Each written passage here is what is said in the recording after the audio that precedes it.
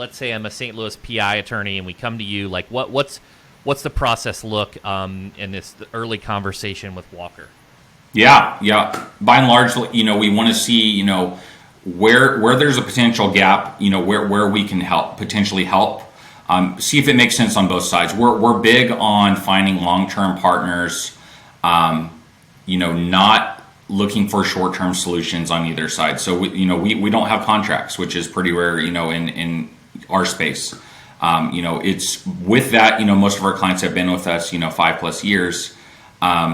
So we're pretty selective of who we work with, but what we look for is, what does growth look like? If it's 20 cases a month, or if it's 100 cases a month, and you're in a small DMA, we may not be the right solution, or we could be if it's the right DMA. So just seeing what their growth projections are, and if our solution could potentially satisfy that. It's we go in eyes wide open, usually let them know this is going to take 3 months before you can really assess what this is, and make sure that they have the stomach for that and the vision for that, to give the program a fair shake. Because the reality is we connect roughly 5,000 motor vehicle accidents a month across the country. And I know what the statistics are. I know how many of those are commercial policies. I know how many of those are serious injuries. But for those statistics to have any significance, like, you need to have a good enough sample size and be on the program long enough to see some of that fruit. So make sure that we're like-minded with a partner. I'd say that is probably mission number one. That's fantastic. So you'll come in and have the transparent conversation on, hey, what's the investment look like for this market, and kind of just general, just because of your data and experience, you can kind of at least give some ballpark estimates that you can kind of expect. And we know, we can look and be like, hey, long-term, most firms get about a 3-to-1 return on their dollar with us. Results may vary, right? Like, we can't guarantee, but that's what we're seeing across the country. That's what we think you'd be in position to get. And in order to do that, we need to make sure that we have your intake locked in. We have, your procedures locked in. Give this a fair shake. We'll deliver the fastball across the plate, but you got to swing the bat, and we got to help you. Give you some batting tips occasionally, but we want to make sure it's in a position where you succeed, and more equally important, that our consumers are getting access to a great firm.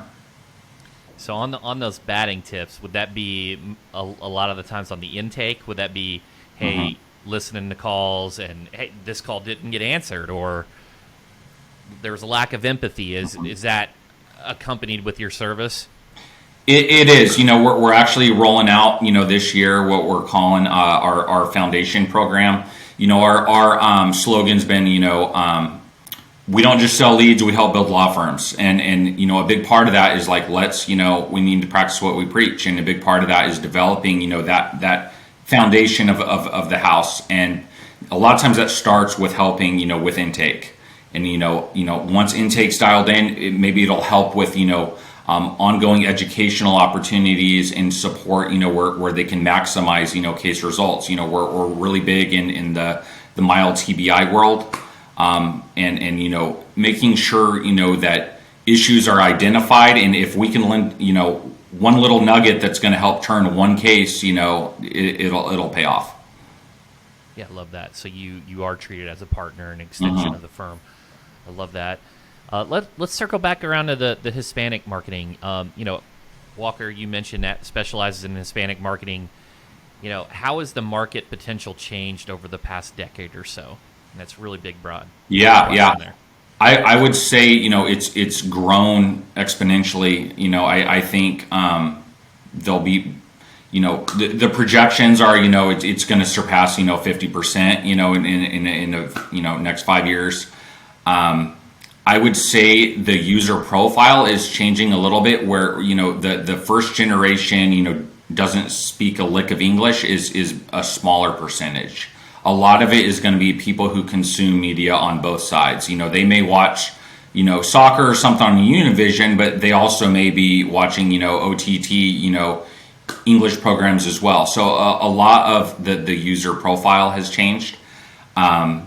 We're getting a lot more, second, third generation Hispanic callers.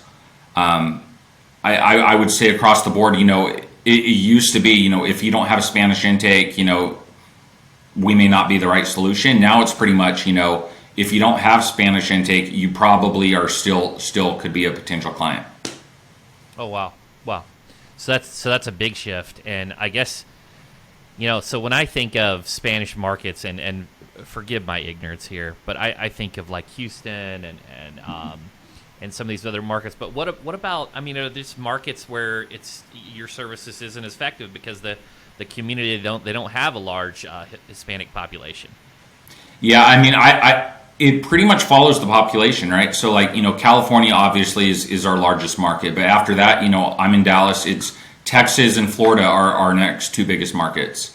And then, the New York, the Illinois, Georgia is a huge market that's growing a lot within, the Hispanic community. But you're right. If it's South Dakota or something, we're not going to get many Hispanic calls, but we're probably not getting a ton of English calls either, just because, it's a much smaller, population base. Kind of a curveball type of question here. So, recently Florida had the big tort changes, and a lot of their value could be decreased for certain firms. So have you seen like maybe Walker could be a solution to maybe try out different markets or reach a different audience to kind of hedge against that? Is there anything there, just since that's such a top of mind topic currently? I think definitely, I see a lot of parallels between what's going on in Florida and, the early days of COVID. And just in the sense of, you see people's risk tolerance and some, are going to pack up shop. Some are going to, hit the brakes. Others are going to hold the line. Others are going to get bullish and see it as kind of a land grab opportunity to gain more market share. What happened to us in COVID is it was actually a good opportunity for us. We had a decrease, 20% or so volume nationwide for a while, but we still had consistent high volume across the country, and it gave an opportunity where a lot of firms who were previously, I don't, work with anyone else. I just work off of referrals. Well, a lot of referral relationships dried up a little bit, during the pandemic when no one, is out and about.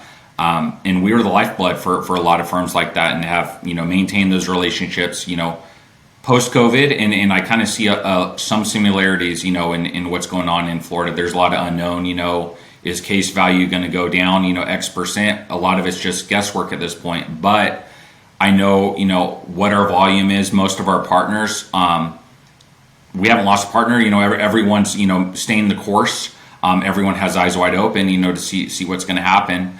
But regardless of what's happened, I know the consistency that we offer and how, we can be a potential life raft, given any environmental situation.